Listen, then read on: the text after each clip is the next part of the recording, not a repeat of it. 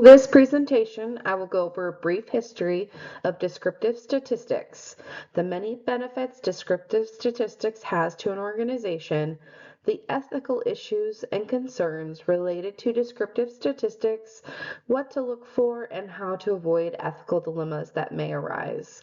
We also take a look from the biblical perspective and how ethical issues we outlined previously may be impacted by God and his teachings.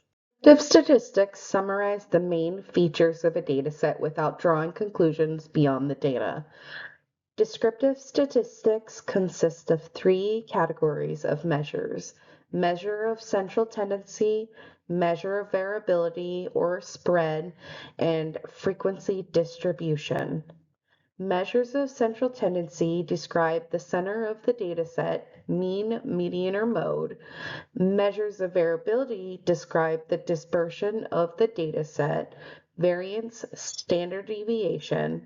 And then the measures of frequency distribution describe the occurrence of data within the dataset, so the count.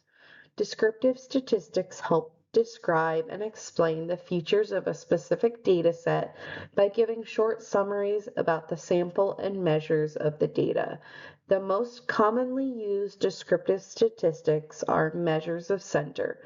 For example, the mean, median, mode, which are used in almost all levels of math and statistics, are used to describe a dataset. Descriptive statistics are typically used across large data sets to get the data into more manageable sections. Descriptive statistics has been around for a very long time. There has been simple form since the beginning of time. Descriptive statistics can trace back its roots to ancient civilizations where simple numerical summaries were used to estimate quantities. In the 5th century BC, Athenians estimated the height of ladders necessary to scale the walls of Plataea by having multiple soldiers count the bricks, then multiplying the most frequent count by the height of the brick. Between 801 and 873 AD, Al-Kindi wrote a manuscript on deciphering cryptographic messages, which showed how to use frequency analysis to decipher encrypted messages. In 1647, the birth of the word statistics was introduced by Girolamo Galini into print. This predates what was previously believed to be the first discovery. In 1662, John Grant publishes Natural and Political Observations upon the Bills of Mortality. He analyzed London's mortality records to estimate the population size and mortality patterns. In 1713, Jacob Bernoulli proves the law of large numbers in Ars Conjectandi, establishing that probability stabilizes with the repeated trials. This theorem becomes the cornerstone linking probability theory to statistical practice. William Playfair developed the first early versions of graphs, pie charts, and line graphs. He believed that a graphic was a better way to convey data than a table. Florence Nightingale was a self-proclaimed statistician who was more well known in the nursing profession. She helped soldiers in the Crimean War and used data from the war to show the importance of maintaining field hospitals and sending medical supplies to soldiers in the field, citing the large proportion of deaths due to illness or untreated wounds compared to those from combat. Crucial to her persuasion were statistical graphs including a variation on pie charts. In 1934, Jerzy Neyman develops the mathematical theory of stratified sampling and optimal allocation, providing the foundation for modern survey research and official statistics. This enables scientific polling and national census. Between the 1960s and the 1970s, computational statistics emerge. John Tukey pioneers exploratory data analysis, emphasizing visualization and robust methods.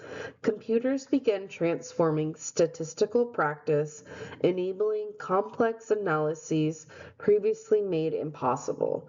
By 1995, Yoav Benjamini and Joseph Hochberg introduced the false discovery rate, enabling genomic scale hypothesis testing.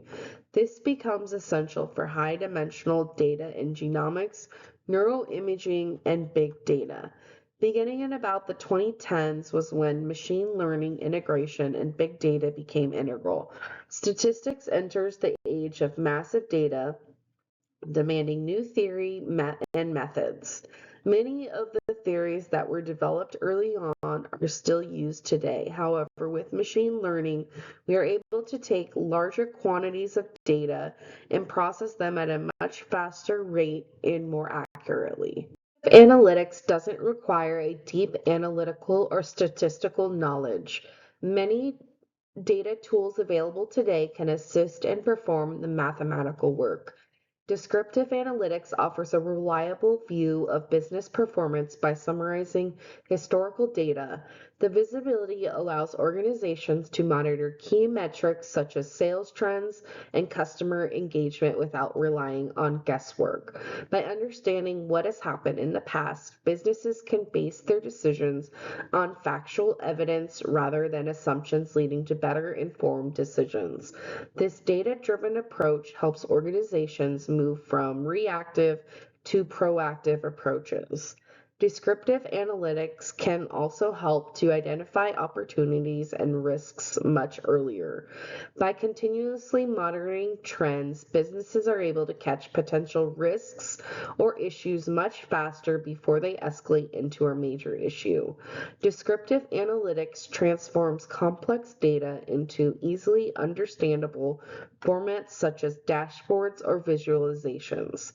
This clarity ensures that everyone is aligned on priorities and can drive towards the same goal. Descriptive analytics enhances an organization's reporting capabilities by summarizing vast amounts of data, key performance indicators, and metrics. This allows organizations to track performance efficiency and communicate results to stakeholders. By utilizing and leveraging historical data, organizations can identify inefficiencies and areas for improvement, leading to optimized operations and better resource allocation. In descriptive statistics is a big concern. The data can easily be manipulated or presented in a way that is not honest. The American Statistical Association has created a set of guidelines intended to assist people in making the correct ethical decision when it comes to statistics. There are many ethical issues or concerns that may arise while utilizing descriptive statistics. Descriptive statistics can be extremely beneficial if utilized the correct way. Ensuring you are utilizing descriptive statistics in an ethical manner will be crucial to the success of your organization. Accuracy and honesty is a major ethical issue. Data can easily be manipulated or selectively chosen. This leads to skewed results, often presenting a false narrative. Omitting data leads to an unethical decision, often present in results that are not accurate. You must acknowledge your limitations when working and presenting your data. This leads to accurate and honest results. Withholding data or overstating data that it did not actually happen is a major ethical issue. Not having clear and transparent disclosure of data can lead to ethical issues. You must be fully transparent of the methods used to collect your data. Transparency allows for all parties to interpret the data the same way. Not being transparent can lead to issues of certain parties interpreting the data differently. This can lead to major ethical concerns. It is also imperative that all conflicts of interest are disclosed that could potentially impact the results of the data.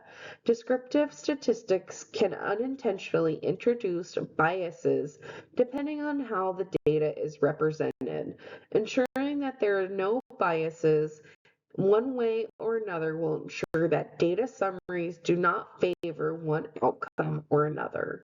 Many consequences of unethical practices. Unethical practices can distort the truth, making it so it is difficult for the audience to discern what is truthful and what is fabricated. Unethical practices can often guide decision makers down a different path than they may want to go to if they had all of the honest, truthful data and information. Practicing or presenting unethical decisions can lead to harm within a group or an organization, often leading to disdain or loss of trust.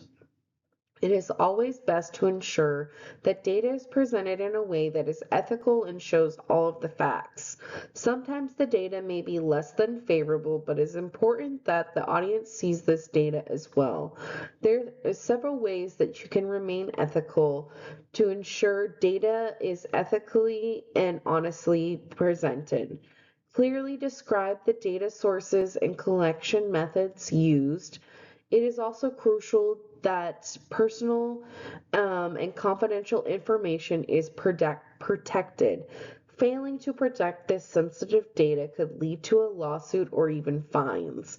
By encouraging peer review and transparency, there is less likely the potential for unethical practices to be done.